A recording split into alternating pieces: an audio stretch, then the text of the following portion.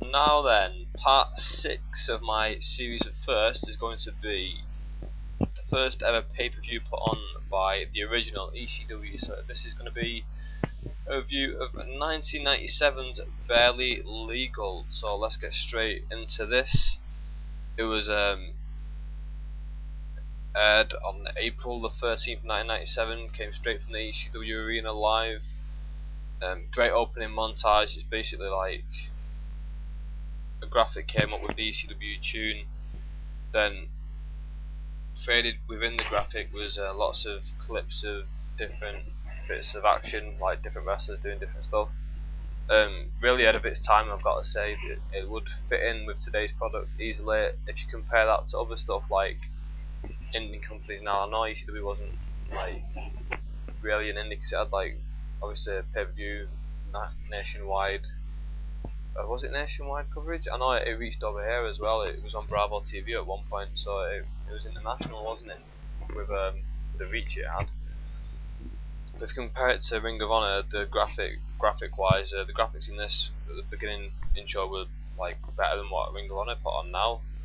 So yeah, really ahead of its time.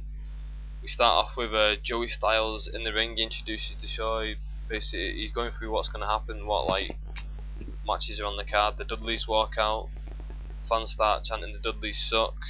Devon gets on the mic, fans chant fuck you Devon, like ECW, like really rabid crowd, that's the word I was looking for.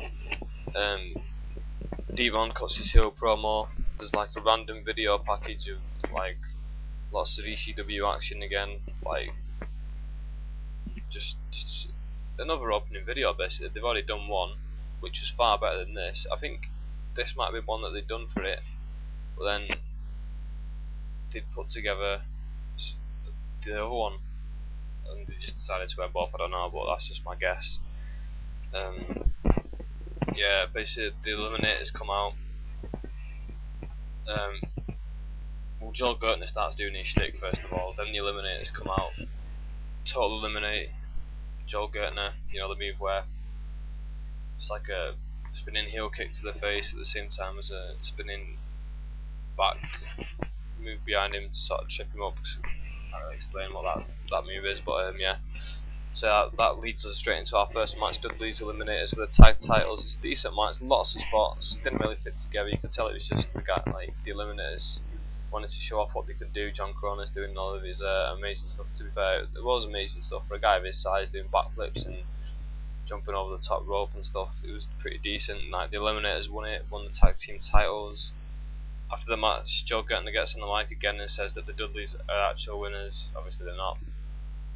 This is just his little gimmick sort of thing, saying that they won on the, I think it's the handsomeness rating that he says. Basically the Eliminators just totally eliminate Joe Gertner yet again, which I thought was pointless because they've already done it to him once. They've totally eliminated, I think it was Devon for the pin. So that's 3 times we've seen that move already, and we're like only one match into the show. It's like, save it. This is a special move, save it for special occasions. I realise it's the first pay-per-view, but you don't want to overshoot yourself too early, do you? Next, Chris Candido comes out.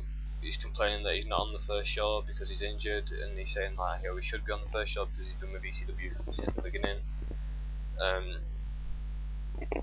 He mentions is it Tom Pritchard, and he mentions his woman at the time, Tammy Lynn Sitch, whatever you know her as, Sonny in the WWF.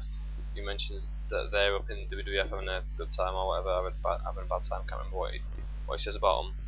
Match 2 is Rob Van Dam taking Chris Candido's place in a match against Lance Storm. Lots of spots from RVD. Lance Storm isn't as smooth as he usually is in this match. There's a part where he does the float under half Boston crab maple leaf, as you call it. Just isn't as smooth as you would do it. Van Dam wins with the Eliminator, sorry. There's a really good way to put it in, because usually whenever I see it, it's always contrived. It's always Van Dam throws the chair at the guy catches it, and like Van Dam, it's a heel kick onto the chair. But this time, like, you've got RVD on his knees, Lance Storm's laying into him with the chair, hits him once, hits him twice, as he lifts the chair up to him again, Van Dam out of nowhere springs up, hits the Van Daminator, gets the pin. Afterwards, Van Dam cuts a promo about how he's no substitute for anyone. Now he should have been on the original card from the start. He shouldn't have had to wait for somebody to get injured. I don't know if this was a gimmick, at the time, if it was planned, if it was worked, that this way that they'd bring him in as a substitute, or if it actually was just Chris Handy that actually got injured and Van Dam had to take his place, because I wasn't a fan of it at the time. I was only 9 years old, I'd be, so yeah, I wasn't watching these, and obviously it was coming all the way from America, so I wasn't, the only things I was getting was WWF and WCW at the time, so I didn't see any of this stuff. So I don't know if that's true, if it's true or not, if it was an angle or if it just was legit that Candido was injured, but I'm rambling, so I'll move on. So yeah, in the promo, fans start chanting "You sold out." They chanted it all the way through the match. I think this was to do with his gimmick at the time, was something to do with him constantly mentioning how he's wants to move to one of the big two companies. He was seen as the devil in ECW at the time, he was seen as the enemy. And Van Dam was doing the heel gimmick of, yeah, I really want to go there. And he got a really good line at the end saying, do you know what, I want to go somewhere else. He says that he only worked this match because now he's worth more money here and more money elsewhere, and that he loves working Monday nights, which I thought was a really key line to the topic. Match 3 was a Michinoku Pro Wrestling exhibition match. It's Dick Togo, Terry Boy and Taka Michinoku versus Great Sasuki, Gran Hamada and Nakasiji. The only ones out of this that I was familiar with was Dick Togo. He was in Kaintai when he started in the WWF. Obviously Taka Michinoku was a mainstay in the WWF for about 5 years, something along those lines. Great Sasuke, he appeared on one or two WWF pay-per-views. I seem to remember back in the day, 1997 era, around this time, I guess. Yeah. So I think this went far too long. It's sort of a Dragon Gate wrestling style, how it is now. Lots of, I wouldn't say spots, but lots of build-ups just so they can break up the pain. Trying to build excitement, but it went too long. Especially seeing as it was at ECW pay-per-view. 10 minutes would have been fine for this, but I'm thinking it went about 25 minutes, if I'm being honest. It just dragged and dragged and dragged. I didn't really want to watch this match. It was alright, it was sort of entertaining, but it bored me at the same time. I could see the work style was decent, but I was getting bored while I was watching it, so you don't really want that with a wrestling show, do you? Next, that match was won by Great Sasuke, Gran Hamada and Nakasiji, by the way. They were basically putting over the Great Sasuke was Taka's mentor during this match, and I think he got the fall over Terry Boy. Great Sasuke got the fall over Terry Boy. Match 4, Shane Douglas with Francine will defend his television title against Pitbull. Shane Douglas came out on top in this.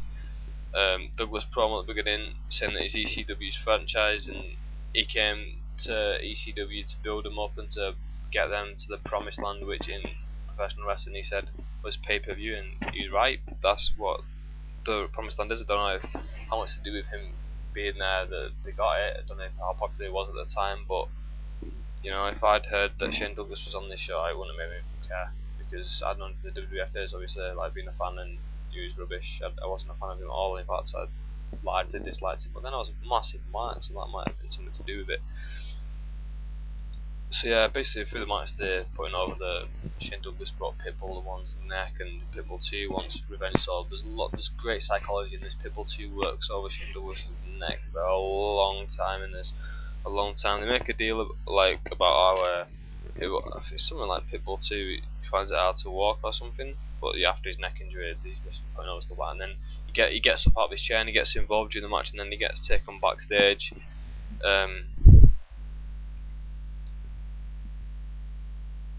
Then they make a big deal out of Shane Douglas having a chain in his boot, which I thought was pointless because it's ECW, he does weapons all the time, so a little chain doesn't help. And after the match, Brian Lee and Rick Rude jumped Shane Douglas, which, Rick Rude, big enough name, but Brian Lee, whatever, wasn't interested. He sort of turned his back on Shane Douglas. He was partnering with him at the time, I think, in the new Triple Threat or whatever. But looks like I'm going to have to get over to video 2, so join me soon.